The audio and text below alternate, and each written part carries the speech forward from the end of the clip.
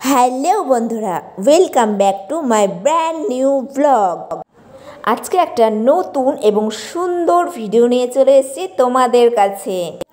আমার কাকু এবং কাকিমার 35 ম্যারেজ অ্যানিভার্সারি ছিল, সেখানেই চলে গেছিলাম সুন্দর করে রেডি হয়ে। ওই সুন্দর সেজেগুজে দাঁড়িয়ে আছে না, ওটা আমার কাকিমা, আর ওই যে বসে আছে ওটা আমার কাকু।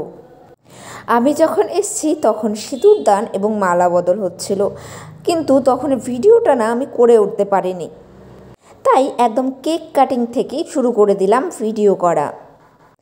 এত সুন্দর কাস্টমাইজড কেকটি এনেছিল মিও আমোরের থেকে, কিন্তু এটা যতটা সুন্দর ছিল কালার ততটা চাউমিন ছিল। পার্পল কালারের একটা কেক ছিল, 3 তালা একটি কেক। ওই ব্ল্যাক কালারের শেরওয়ানি পরা ছেলেটা না, ওটা আমার ভাই, আমার ছোট্ট ভাই। ওরাই সকলে মিলে কেকটা রেডি করছিল। দেখো, কেকটা দেখে কিন্তু লোভ লেগে যাবে, খেতে ইচ্ছে করবে। খেতেও কিন্তু ততটাই টেস্টি ছিল।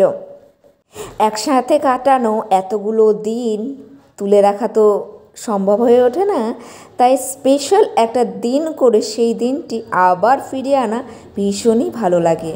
তাই সেই দিনটি আমি তুলে রাখলাম আমার ফোনের স্মৃতিতে।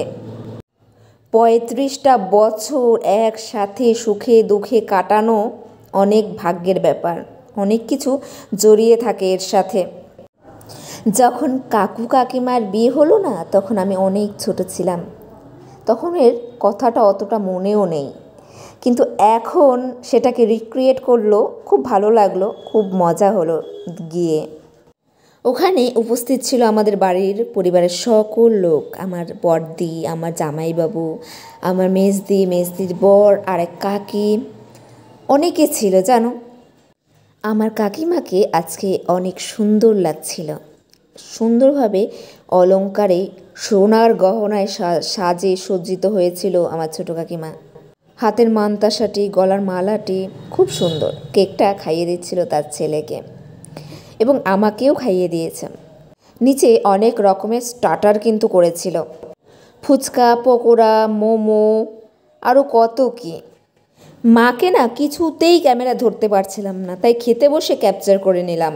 প্রথমেই দিয়ে দিয়েছিল পনির পাসিন্দা, স্যালাড, তার সাথে চাটনি। আমি, মা, দিদি, জামাইবাবু একসাথে খেতে বসে গেছিলাম। তারপর ভেজ ডাল, সাদা ভাত, কাতলার কালি এবং আলুর চিপসও দিয়ে দিয়েছিল। তারপর আমার প্রিয় মাটন কষা আর ফ্রাইড রাইস দিয়েছিল। মা মাটন খায় না বলে 2 রকমের মাছ দিয়েছিল, এবং আমি মাটনের গ্রেভিটা দিয়ে ফ্রাইড রাইসটা মেখে কি স্বাদ করে খাচ্ছিলাম, তোমাদের কি বলবো। ভীষণ টেস্টি ছিল, সফট ছিল মাটনটা। খাওয়ার প্রায় শেষ প্রান্তে এসে গেছিলাম। পাঁপড় দিয়ে দিয়েছিল, আমের চাটনি, নলেন গুড়ের সন্দেশ এবং রসমালাই দিয়ে দিয়েছিল, সাথে পানও দিয়েছিল। খাওয়া দাওয়ার শেষে ফটো সেশন করে চলে গেলাম বাড়িতে। ভিডিওটা কেমন লাগলো জানিও, লাইক, কমেন্ট, শেয়ার এবং সাবস্ক্রাইব করে দিও।